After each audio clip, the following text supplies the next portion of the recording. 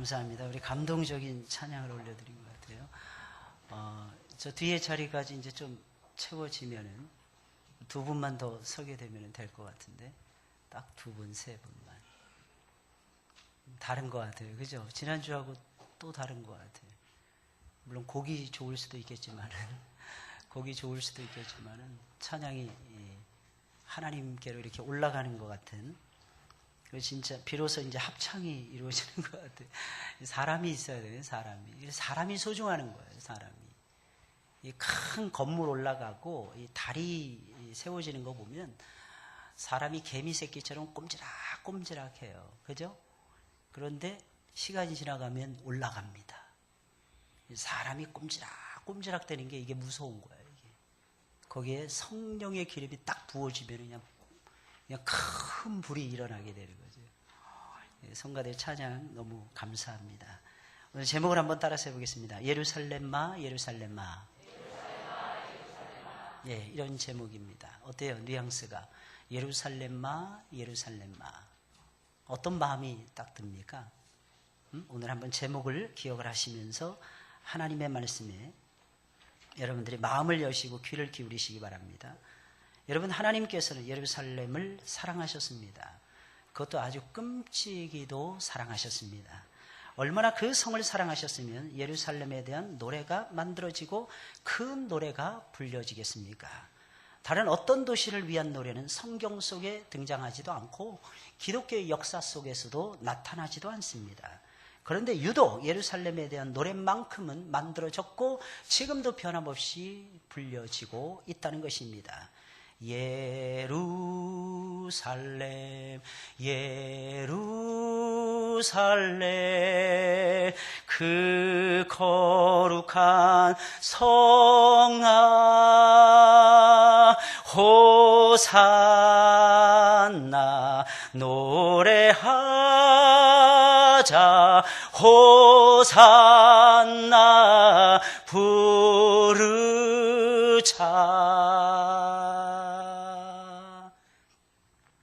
제가 고등학교 2학년 때 예수님을 처음 만났을 때 성탄절에 찬양을 준비하는데 이 곡을 부르는 거예요. 이 곡을 연습을 하는 거예요.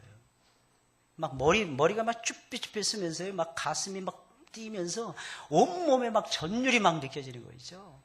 여러분, 찬양 한 곡이 그래서 어떤 때는 긴 설교보다도 엄청나게 감동을 줄 수 있다는 것입니다. 여러분, 이것이 무엇을 의미하는 것입니까? 하나님께서는 예루살렘 성을 엄청나게 많이 사랑하셨다는 것입니다. 하나님이 예루살렘을 그만큼 아끼고 사랑하셨다는 것입니다. 다시 말씀드리면 하나님의 마음속에는 온통 평화의 도성이 예루살렘 성밖에는 없었다는 것입니다.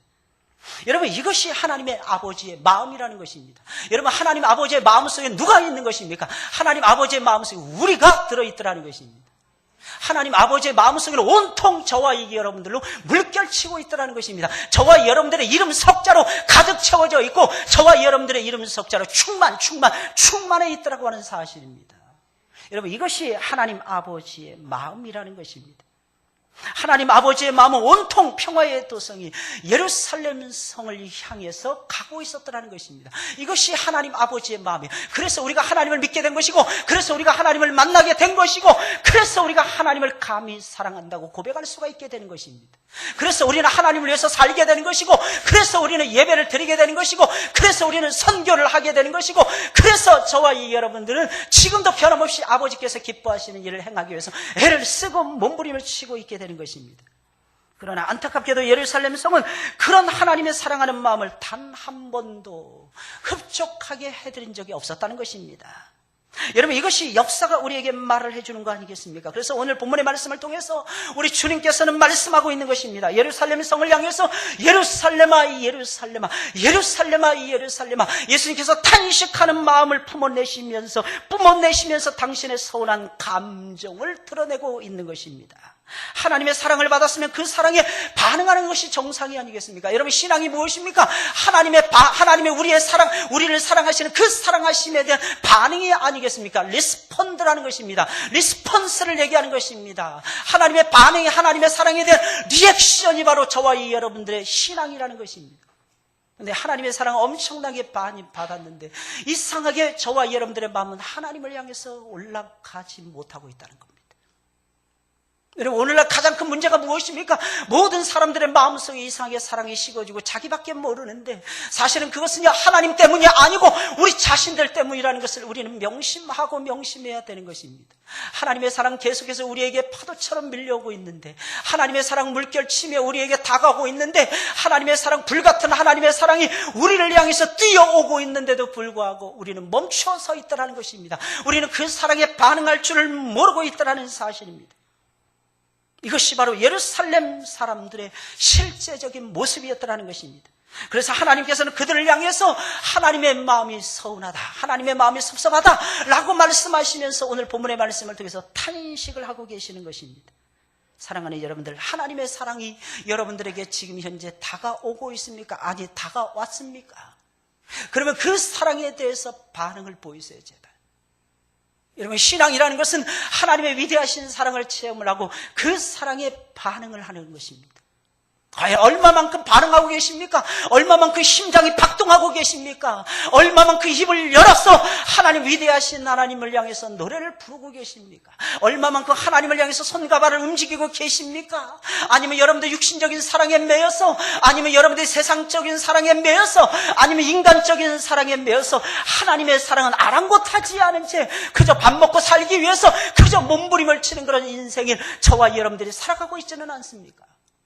오늘 본문의 말씀을 통해서 우리는 그것을 생각을 해보아야만 할 것입니다. 아주 오래전부터 우리들에게 하나님의 사랑이 부어주고 있는데 그 사랑에 우리는 반응하지 못한 채 시간을 낭비하고 또 낭비하고 있다는 것입니다. 아마도 우리 역시 예루살렘 백성들처럼 그렇게 살고 있을 때가 많을 것입니다. 주님은 우리의 이름을 부르시며 지금도 탄식을 하고 계시는데 우리는 그것도 모르고 아직도 내 뜻을 앞세우더라는 것입니다. 내 상황을 이야기하더라는 것입니다. 내 고집을 내세우더라는 거예요. 내 마음대로 살고 싶어 하더라는 것입니다. 그래서 우리 주님의 마음을 슬프게 해드리고 우리 주님의 마음을 아프게 해드리고 있는 것입니다. 사랑하는 여러분, 인정하고 싶지 않고 마음은 몹시 아프지만 이것이 바로 저와 여러분들의 마음의 현실이요 믿음의 현실이라는 것입니다. 얼마나 하나님의 뜻을 여러분들 따라가고 있습니까? 얼마나 하나님의 마음을 헤아리고 계십니까? 얼마나 하나님의 마음을 기쁘시게 해드리기 위해서 사랑하는 여러분들 애를 쓰고 몸부림을 치고 계십니까? 그러면 이러한 탄식의 소리를 저와 이 여러분들이 듣지 아니하고 우리 주님으로부터 탄식의 소리 대신에 하나님이 우리를 격려하시고 위로하시고 하나님이 우리를 칭찬하시는 하나님의 소리를 들으려면 어떻게 해야만 되는 것입니까? 오늘 본문의 말씀은 그것을 우리에게 가르쳐주고 있습니다. 여러분, 신앙이라는 것은 뜬구름 잡는 것이 아닙니다. 많은 사람들이 마음만 뜨거우면 되겠지, 마음만 뜨거워서도 안 됩니다. 물론 마음이 안 뜨거운 사람보다는 마음이 뜨거우면 좋을 것입니다. 열심히 일하면 되지 않습니까? 열심히 일하면 물론 좋겠죠. 안 하는 사람보다 훨씬 좋을 것입니다. 그러나 우리 주님께서 원하시는 모습이 과연 무엇인지를 저와 여러분들은 알아야만 되는 것입니다. 어떻게 하면 하나님 기쁘시게 해드릴 수 있을까요? 어떻게 하면 예수님의 마음을 흡족하게 해드릴 수 있을까요? 어떻게 하면 예수님의 마음을 우리가 사로잡아서 하늘과 땅을 진동시키는 위대한 걸음을 옮길 수가 있는 것일까요? 나 한 사람이 목사님 뭐 그렇게 크게 생각을 하십니까? 나 한 사람이 뭐 그렇게 대단하다고? 사랑하는 여러분들이요, 여러분들 한 영혼이 엄청나게 대단하다는 것을 알고 계십니까? 여러분, 한 영혼을 위해서 예수님께서 십자가에 돌아가시기까지 저와 여러분들을 사랑하실 정도로 저와 여러분들의 영혼은 소중하고 소중한 것입니다. 아마 이 세상을, 우주를 다 팔아서라도 하나님께서는 저와 여러분들의 영혼을 사내실 정도로, 저와 여러분들의 영혼을 사랑하시고 저와 여러분들의 영혼을 품어주실 정도로 여러분들의 영혼은 가치가 있고 여러분들의 영혼은 위대하더라는 것입니다. 그러니 우리는 예수님으로부터 탄식의 소리를 듣지 말고 칭찬의 소리를 들어야죠. 예수님이 기뻐하시는 소리를 내뱉고 예수님이 기뻐하시는 걸음을 옮기면서 하나님의 마음을 흡족하게 사로잡아야죠. 기왕에 우리가 살아갈 것 같으면 우리는 늘 원하잖아요. 예배를 드릴 때마다 하나님이 나에게 감동을 주세요. 하나님이 내 인생을 책임져 주세요. 내 모든 것을 하나님 손에 전부 다 맡깁니다. 많이 우리는 아우성을 치잖아요. 그러면 우리도 역시 하나님의 마음에 감동을 끼쳐드려야죠. 감동. 억지로 끌려서 신앙생활하지 마시고 맨날 10년 동안도 질질 끌려서 신앙생활했는데 20년 차인데도 여전히 질질 끌려서 신앙생활하시렵니까? 30년, 40년, 50년 평생을 그렇게 사시렵니까? 그러면 재미가 없죠. 그러면 즐겁지 않죠. 그러면 행복하지 않죠. 왜 행복이 없는 것입니까? 왜 기쁨이 없는 것입니까? 하나님 마음에 감동을 주지 못하니까 기쁨이 날아가 버리고 말더라는 것입니다. 하나님 우리에게 감동을 주시는 분이세요. 하늘의 신령한 감동 늘 우리에게 주시잖아요. 그러니 우리의 마음을 송두리째 파고 갈아서 그분께 올려드려야죠. 내 마음을, 내 목을 전부 다 각을 떠서 하나님 앞에 제물로 탁탁 바쳐드려야죠. 우리의 삶이 과연 어떤 삶으로 점철되어야만이 하나님 아버지께서 위에서 보시고 기뻐하시느냐는 것입니다. 첫째로 철저하게 복음을 외치며 살아가야만 되는 것입니다. 복음 중심의 삶인 것입니다. 우리 주님께서 우리에게 원하시는 삶이 바로 그런 삶이에요. 십자가와 부활의 복음을 선포하면서 살아가야만 되는 것입니다. 이게 오늘 31절 32절에 나와 있는 말씀입니다. 곧 그때 어떤 바리새인들이 나와서 이르되 나가서 여기를 떠나소서. 헤롯이 당신을 죽이고자 하나이다. 좋은 소식을 전해야 되는데 좋지 못한 소식을 전하고 있더라는 것입니다. 가라사대 가서 저 여우에게 이르되 오늘과 내일 내가 귀신을 쫓아내며 병을 낫게 하다가 제3일에는 완전하여 지리라 하라. 이게 예수님의 모습이었습니다. 여러분 바리새인들은 늘 나쁜 모습만 보이고 있는 것 같아요. 근데 너무 신기한 사실은 그때 당시에 예루살렘의 백성들은 그들이 나쁘다는 것을 모르고 있었더라는 것입니다. 왜? 철저하게 위장을 했거든요. 바리새인들은 예수님을 찾아와서 말을 합니다. 헤롯이 당신을 죽이려고 하니 속히 여기를 떠나소서. 예수님을 큼찍이도 생각해주고 있는 거죠.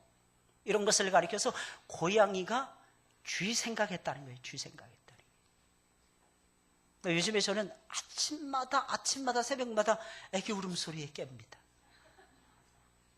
고양이가 제 방 안에 천정에서 왔다 갔다 하면서 애기 소리를, 새끼를 낳거든요. 몇 마리를 낳는지 모르는데 계속 애기 울음소리를 내는 거예요. 제 후배 중에 저보다 2살 어리고 와이프는 5살 어린 친구가 있어요. 유명한 그 파닭치킨으로 20년 만에 성공했던 유명한 친구인데 그 친구가 그 사장을 하고 있어요. 회장님 거의 버금가는. 근데 딱 한 가지를 하나님이 안 주셨어요. 자식을 안 주시는 거예요. 제가 오자마자 그렇게 저한테 기도 부탁하고 막 만나자 하려고 열심히 만나서 밥 얻어먹고 기도해주고 그랬습니다. 근데 그거 가지고 안 되나 봐. 5월 달에도 시험관 아기 시술을 했는데 아기가 안 생기는 거예요. 그래서 제가 그랬습니다. 우리 교회는 지금 줄 서 있는데. 그랬더니 그 친구가 그러는 거예요. 목사님 교회를 옮길까요? 그리로? 아무 말 안 했습니다. 왜? 비싸게 놀려고. 비싸야죠, 우리는. 저희 처제가 며칠 전에 전화하는 거예요. 형부, 아무래도 요즘 형부 설교를 계속 내가 듣고 있는데, 아무래도 교회를 옮겨야 될 것 같아. 아무 말 안 했습니다. 왜? 비싸게 놀아야 되니까. 비싸게 놀아야 되니까. 너무 신기하지 않습니까? 우리는 딱 줄 서 있잖아요. 줄줄이. 고양이가 나오니까 고양이 쥐 생각이 나는 거예요. 심지어는 하늘문교회 오면 고양이도 새끼를 베고 새끼를 낳는 거예요. 할렐루야. 아멘 안 하시네. 저 혼자만 좋아하나 그래. 얼마나 대단해요. 노란 고양이가 왔다 갔다 하더라고요. 그러더니 결국엔 새끼를 우리 하늘문교회에다 낳은 것 같아요. 그 소리를 계속 듣는 거예요. 어제는 막 이진화 선교사님 와서 얘기하는데 민망할 정도예요. 다다다다다다다다 막 돌아다니는 다다다다다다. 목사님 이거 잡아야 되겠는데 이거. 그러다가 어느 집사님이 오셨어요. 이진화 선교사님 대단하더라고. 저보다 이 담임 목사보다도 파워가 있어요. 이진화 선교사님. 집사님 뭐 하십니까? 빨리 저거 잡아야죠. 막 그래. 그런데 그 집사님이 막 황당해 버려요. 얼굴 예 뭐. 와, 대단하더라고, 우리 이진아 선교사님. 여러분, 고양이가 쥐 생각했다는 거예요, 이거. 여기를 떠나서서. 여러분, 당시에 유다와 갈릴리는 나누어져 있었습니다. 한 민족이었는데 나누어져 있었어요. 우리나라처럼 분단이 되어져 있었다고 보시면 아마 맞을 것입니다. 그리고 그 갈릴리 지방을 다스리는 사람은 헤롯 대왕이었습니다. 자기 마음대로 사람을 죽이기도 하고 살리기도 하더라는 것입니다. 그런데 자기가 다스리는 그 지역에서 예수님이 활동을 하시며 사람들에게 자신보다도 더 인기를 누리게 되자 예수님을 죽이려고 작정을 했다는 것입니다. 여러분, 이것이 말이 되는 소리입니까? 여러분, 자기보다 인기가 많다고 해서 사람을 미워하고 해친다는 것이 여러분 말이나 되는 짓입니까? 근데 오늘날 그러고 있지 않습니까? 나보다 더 잘나고 나보다 더 똑똑하고 나보다 더 조금 더 실력이 있다라고 생각하면 어떻게 해서라도 찍어서 누르려고 하는 것이 오늘날의 세태라는 것입니다. 참 이상하게요. 참 이상해요. 잘 되는 사람들 자꾸 박수 쳐줘야 됩니다. 그래야지 어떻게 됩니까? 그래야지 콩고물이라도 떨어지더라는 것입니다. 잘 되는 사람 옆에 붙어 있어야지 안 되는 사람 붙어 있으면 맨날 배골 씁니다. 맨날 안 되는 것입니다. 안 되는 사람 보면 이상하게 안 되는 것만 선택을 하더라는 것입니다. 제가 늘 말씀드렸죠? 은혜 못 받는 사람들 특징이 있다고. 이상하게 설교가 죽을 쓸 때만 그분들이 오시는 거야. 딴 때는 안 오시는 거야. 평상시에는 은혜가 막 쏟아지고 이럴 때는 안 오다가 이상하게 설교 죽 썼다 이렇게 생각하면 그분이 와서 여지없이 앉아있는 것입니다. 할렐루야. 이게 살아가는 모습이라 참 이상해. 안 되는 것만 선택을 하는 것입니다. 여러분, 그러지 마세요. 신앙은 인내하는 것입니다. 신앙은 참는 것입니다. 길이길이 참는 거예요. 길이길이 참다 보면 하나님의 때를 맞이하게 되더라는 거예요. 제발 움직이지 마세요. 딱 버티고 쓰세요. 그리고 하나님의 은혜를 내 손에 다 받겠다. 내 마음에 다 받겠다. 내 인생에 전부 다 받겠다. 그래서 하나님의 은혜를 나는 표현하면서 살겠다. 이 중심이 있어야만 되는 것입니다. 맨날 비교해, 맨날 열등감에 빠져 비교해서, 맨날 좌절해, 맨날 피해의식 속에서 살아가. 왜 나만 안 되지? 나만 안 된다고 생각하니까 안 될 수밖에. 이상해요. 마음이 그러면요, 삶이 그렇게 나타납니다. 마음이 즐겁잖아요. 그러면 얼굴이 해처럼 밝게 뜹니다. 해처럼 밝게 뜨잖아요. 그러면 사람들이 막 몰려들어오는 거야. 근데 사람들이 어떤 때는 돈 없는 사람들도 오더라는 것입니다. 이상하게 병든 사람들도 오더라는 것입니다. 근데 너무너무 신기한 사실은 사람들이 오게 되면요, 꼭 알아야 되는 것이 있는데 돈이 따라오더라는 것입니다. 그 돈, 여러분들이 좋아하는 돈. 물론 저도 좋아합니다. 저 돈 많았으면 좋겠어요. 왜? 할 일이 너무너무 많은 것 같아요. 다 보이는 거야. 이 일도 해야 되고 저 일도 해야 되고 다 참견하고 싶어요, 저는. 근데 지금 저는 엄청나게 지금 웅크려들고 있습니다. 왜? 돈이 없어서. 따라서 하겠습니다. 목사님도 돈이 없으니까 그 정도밖에. 다 그래요. 다 그래요. 다 그래요. 사람 다 그렇대요. 넉넉하고 이러면요, 배가 불룩 나옵니다. 배가 불룩 나오고 목이 이렇게 뒤로 살짝 제쳐지기 시작합니다. 목 얘기를 하니까 또 한 토막 또 일화가 생각이 나요. 제가 뉴질랜드 가서 깜짝 놀랐어요. 한국 사람들은 인사를 하는데 하이 이러고 가더라고요. 하이 이러고 가더라고요. 근데 그 나라 현지인 사람들을 만났는데 하이 이럽니다. 이 신기하네. 이게 거꾸로 된 것 같아요. 완전히 거꾸로. 한국 사람들이 거기서 배운 건 뭐냐면 그 나라 사람들이 하이 이러고 가니까 한국 사람들은 하이 이러고 배우는 거예요. 뭘 보느냐가 중요한 거야. 내 모습이 어떠냐 이거보다도 뭘 보느냐 이게 중요한 것입니다. 그 나라 사람들은 한국 사람들 하이 이러는 걸 본 거야. 그러니까 그 나라 사람들은 하이 이러고 한국 사람들은 하이 이러고 꼭 제끼는 것입니다.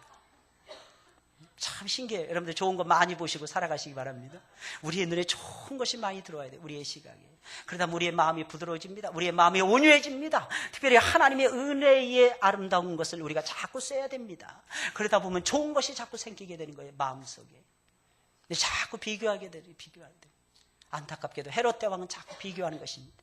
그러나 바리새인들의 이 말을 들으신 예수님은 의외로 의연하게 대처하십니다. 주님께서는 저 여우에게 이르기를, 여우라고 표현하는 거예요. 헤롯이 예수님이 보셨을 때는 여우라는 것입니다. 아주 간악한 여우라는 것입니다. 여우에게 이르기를 오늘과 내일 내가 귀신을 쫓아내며 예수님이 하시는 사역을 다 하시겠다는 것입니다. 병을 낫게 하다가 제3일에는 완전하여지리라. 이 말이 무슨 말이겠습니까? 나는 오로지 하나님이 나에게 맡겨주신 일을 내가 최선을 다해서 감당을 하다가 내가 십자가 위에서 달려 죽을 것이며 그리고 제3일에는 내가 완벽하게 부활할 것이니라 라고 하시는 말씀이라는 것입니다. 사랑하는 여러분들 믿으시길 예수님의 이름으로 축원을 드립니다. 예수님이 이 말씀이 무슨 말이겠습니까? 지금까지 하셨던 것처럼 누가 뭐라고 하든지 아마 어떤 권력가가 내 길을 앞길을 막는다 할지라도 나는 그것하고 전혀 상관이 없이 나는 병든 자를 일으켜줄 것이며 나는 귀신을 쫓아낼 것이니라. 이게 무슨 말이겠습니까? 영육의 치료를 예수님께서 감행해 나가시겠다는 말씀이 아니겠습니까? 나는 나에게 맡긴 최선을 다하는 일이 사람을 고치는 일이니까 나는 사람을 고치고야 말겠다는 것입니다. 그리고 거기서 멈추는 것이 아닙니다. 나는 십자가 위에서 나는 죽음을 당할 것이며 나는 너희들에게 영원한 생명을 안겨주기 위해서 나는 부활할 거야. 이 말이 무슨 말이겠습니까? 예수님께서 가장 막다른 골목에 예수님께서 처해 계심에도 불구하고 예수님의 마음은 복음으로 뜨거워지고 있었더라는 것입니다. 그래서 예수님은 어느 순간에든지 나는 십자가와 부활을 자랑할 거야. 이 말씀을 지금 하고 있다는 것입니다. 사랑하는 여러분들, 여러분들의 마음의 중심에 무엇이 있습니까? 여러분들은 무엇 때문에 살아가고 계십니까? 우리의 마음속에는 예수님의 십자가와 부활의 복음이 있어야만 되는 것입니다. 예수님께서는 우리에게 그것을 들려주고 싶어 하더라는 것입니다. 나는 너희를 사랑하노라. 그 사랑이 십자가에서 나타났느니라. 나는 너희에게 영원한 생명을 주기를 원하노라. 그 생명이 부활의 영원한 생명이니라. 그러면서 예수님은 십자가와 부활을 지금 선포하고 있는 것입니다. 사랑하는 여러분들이여, 예루살렘은 거룩한 하나님의 성이었습니다. 뭐하는 성이었습니까? 하나님의 말씀을 선포하는 성이었더라는 것입니다. 그런데 하나님의 말씀은 선포되지 아니하고 그저 사람들의 시끄럽고 요란한 욕심에서 나오는 소리만이 계속해서 울려 퍼지고 있었던 것입니다. 이것이 예루살렘의 모습이었어요. 그러니 예수님께서는 그 모습을 바라보시면서 울 수밖에요. 교회는 복음의 말씀이 일어나야 됩니다. 복음의 말씀이 왕성하게 살아나야 됩니다. 아, 목사, 이건 우리가 다 아는 내용인데요. 말도 되지 않는 말씀 하지 마세요. 복음은 다가올 때마다, 선포될 때마다 이상하게 우리에게 감동을 주고야 만다는 것입니다. 할렐루야. 이게 복음의 파워 아니겠습니까? 복음의 능력이 있더라는 것입니다. 무슨 능력이에요? 하나님이 우리를 사랑하시고 구원시키시는 능력이 복음 속에 담겨져 있더라는 것입니다. 오늘날 많은 분들이, 많은 설교가들이, 많은 복음 전파자들이 잘못 오해하는 것들이 있습니다. 많은 목회자들이 잘못 오해하는 것들이 있습니다. 보다 수준 있는 설교, 보다 수준 있는 설교 사람들은 원하고 있더라는 것입니다. 그 수준 있는 설교가 하나님의 마음에 안 들면 어떻게 하겠습니까, 여러분들이요? 보다 수준 있는 설교는 다른 것이 아니라 내 영혼을 두들겨 깨우는 복음의 소리라는 것입니다. 유앙겔리온의 소리가 내 영혼을 두들기고 내 영혼을 살리더라는 것입니다. 저는 아무리 수준 있는 설교 많이 들어봤지만 3번 딱 들으니까 질려버리겠더라고요. 근데 참 이상한 거, 나를 사랑하시는 예수님의 십자가 부활을 이야기할 때는 제 마음이 뜨거워질 수밖에 없고 제 눈에서는 눈물이 흘러내릴 수밖에 없고 제 삶은 변화될 수밖에 없는 것을 30년 넘게 저는 체험을 있습니다. 사랑하는 여러분들이, 여러분들의 심장에는 과연 유앙겔리온의 복음의 능력이 나타나고 있습니까? 예루살렘은 그것을 놓치고 있었던 것입니다. 그들의 수준은 선지자들을 방불케 했어요. 말이 수준이지, 그러나 그들의 마음속에는 십자가와 부활의 권능이 없었다는 것입니다. 시들하는 거예요. 가뭄에 뭐 말라 비틀어지듯이 시들하는 겁니다. 나름대로 그들은 하나님의 성품을 닮아간다고 외치고 있었다는 겁니다. 근데 진짜 하나님의 성품은 예수님의 십자가입니다. 예수님은 그래서 하나님으로부터 칭찬받는 아들이 되었던 거예요. 예수님은 마지막 순간까지도 자기의 백성들을 사랑하시며 섬기는 모습을 보이시면서 거기서 그치지 않습니다. 복음을 환하게 비춰줍니다. 복음의 밝은 빛. 사랑하는 여러분들의 그 빛 가운데서 논일기를 예수님의 이름으로 부탁을 드립니다. 둘째로, 하나님이 주신 사명에 충실해야 됩니다. 하나님이 주신 사명이 있더라는 거예요. 33절에 있는 말씀, 그러나 오늘과 내일과 모레는 내가 갈 길을 가야 하리니 선지자가 예루살렘 밖에서는 죽는 법이 없느니라. 예수님 고집하는 거예요. 우직하게 예수님 말씀, 나는 내 갈 길을 가야 된다, 이겁니다. 그러면서 예수님 말씀하십니다. 너희들은 내가 갈릴리 땅에서 죽을 것을 염려하고 있느냐? 염려하지 말라. 선지자는 예루살렘 밖에서는 절대로 죽지 아니할 것이니라. 예루살렘에 올라가서 역사의 한복판에서 하나님이 수레바퀴를 돌리는 그 역사의 한복판에서 나는 내 사명을 다한 후에야 나는 하나님을 만나러 갈 것이니라. 이것이 예수님의 선언이었더라는 것입니다. 하나님께서는 당신의 구원을 완성하기 위해서, 이루시기 위해서 이 세상의 한복판에 예루살렘 성을 세우십니다. 그런데 안타깝게도 예루살렘 성은 그 사명을 잃어버리고야 말았더라는 것입니다. 여러분, 사람이 맡긴 사명도 귀하지 않습니까? 그런데 하나님이 맡기신 사명 얼마나 귀합니까?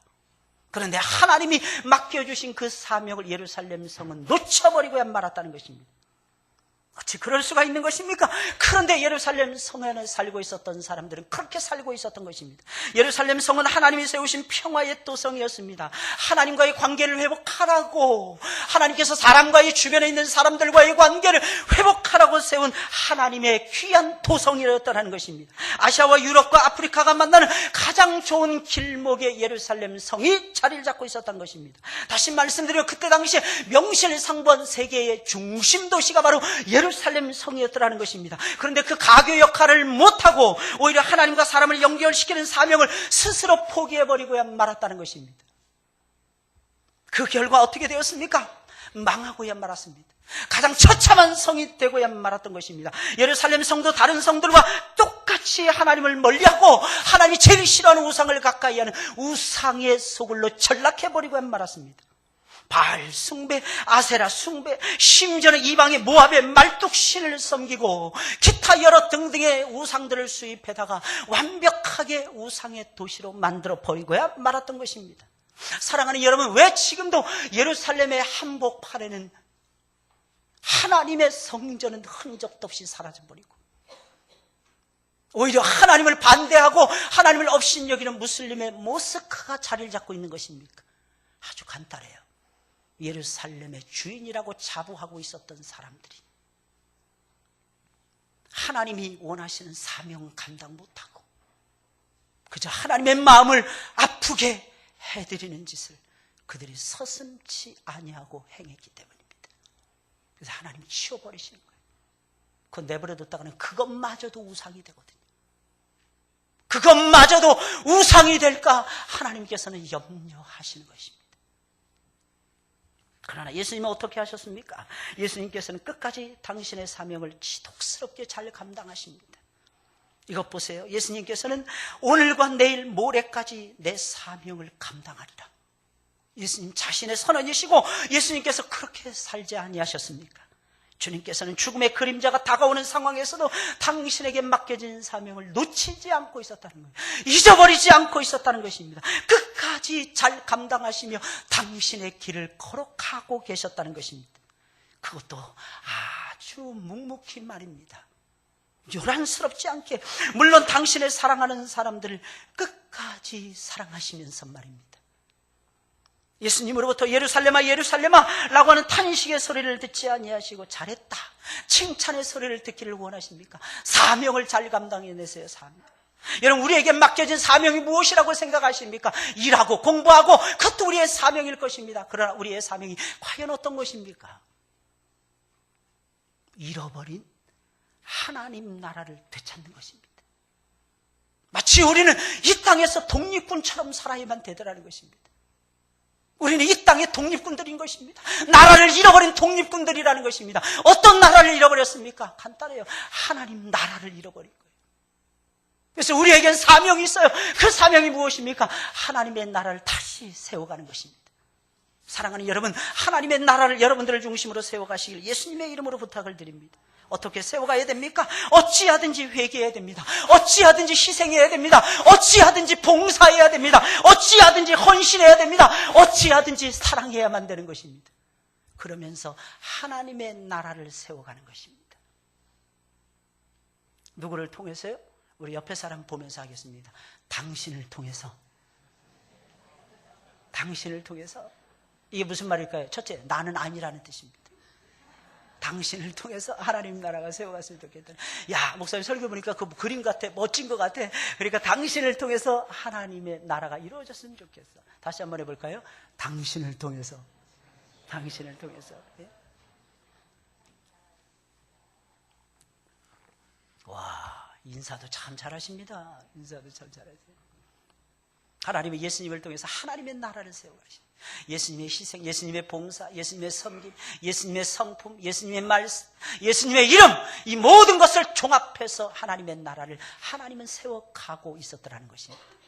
마지막 세 번째로, 주님의 사랑을 거부하지 말고 받아들여야 됩니다. 사랑에서부터 모든 것이 시작이 되거든요. 오늘 보면 34절 35절에 있는 말씀 우리 다 같이 읽어볼까요? 시작. 예루살렘아 예루살렘아 선지자들을 죽이고 내게 파송된 자들을 돌로 치는 자여, 암탉이 제 새끼를 날개 아래 몸같이 내가 너희의 자녀를 모으려 한 일이 몇 번이냐. 그러나 너희가 원치 아니하였도다. 보라, 너희 집이 황폐하여 버림바 되리라. 내가 너희에게 이르노니 너희가 주의 이름으로 오시는 이를 찬송하리로다 할 때까지는 나를 보지 못하리라 하시니라. 여러분, 십자가와 부활의 복음을 선포하는 것이 중요합니다. 하나님이 내게 맡겨주신 사명을 잘 감당하는 것도 중요합니다. 그러나 그러면 뭐합니까? 여러분, 그러면 뭐합니까? 이것은 사명이라는 것입니다. 이것은 반드시 우리가 해야 되는 일이지만, 이건 너무너무 소중한 일이지만, 그러면 뭐합니까? 거기서 그쳐서는 안 됩니다. 그렇게 중요한 일에 수정을 들었다고 해도 주님의 사랑을 거부하며 받아들이지 않는다면 아무 소용이 없다는 것입니다. 사랑이 없으면 아무 소용이 없다는 거죠. 내가 변하지 않으면 아무 소용이 없다는 거죠. 내가 예수님을 만났습니다. 내가 만난 예수님을 잘 전했습니다. 그래서 주변에 있는 사람들을 변화시켰습니다. 그리고 나는 예수님의 사랑을 거부했습니다. 그러면 아무것도 아니라는 겁니다. 여러분, 한 걸음 더 나아가서 우리는 예수님을 사랑해야 합니다. 예수님의 사랑을 받아들이고 예수님의 사랑에 춤을 추어야만 된다는 것입니다. 여러분, 주님이 우리들에게 진짜 원하시는 것은 하나님의 사랑을 받아들이는 거라는 거예요. 여러분, 시작이 하나님의 사랑에서도 시작됐잖아요. 그러니 우리가 이 사명을 감당해내고 복음을 증거하는 일에도 하나님 아버지의 위대하신 사랑의 모습으로 행해야만 되더라는 것입니다. 그러려면 예수 그리스도의 사랑을 받아들여야죠. 마치 스펀지처럼 받아들여야만 되는 것입니다. 사랑하는 여러분들, 그렇게 되시길 예수님의 이름으로 축원을 드립니다. 그런데 그것을 거부하고 받아들이지 않는다면 그 사람은 죽도록 충성을 하고도, 잘 들으세요, 지옥불에 떨어질 가능성이 높다는 것입니다. 왜? 하나님의 사랑을 거부했으니까. 왜? 하나님의 사랑을 받아들이지 못했으니까. 하나님은 더 많이 사랑하라는 거예요. 멈추지 말고 사랑하라는 것입니다. 무엇보다도 내 주 되신 주님을 눈물 나도록 사랑해야 된다는 것입니다.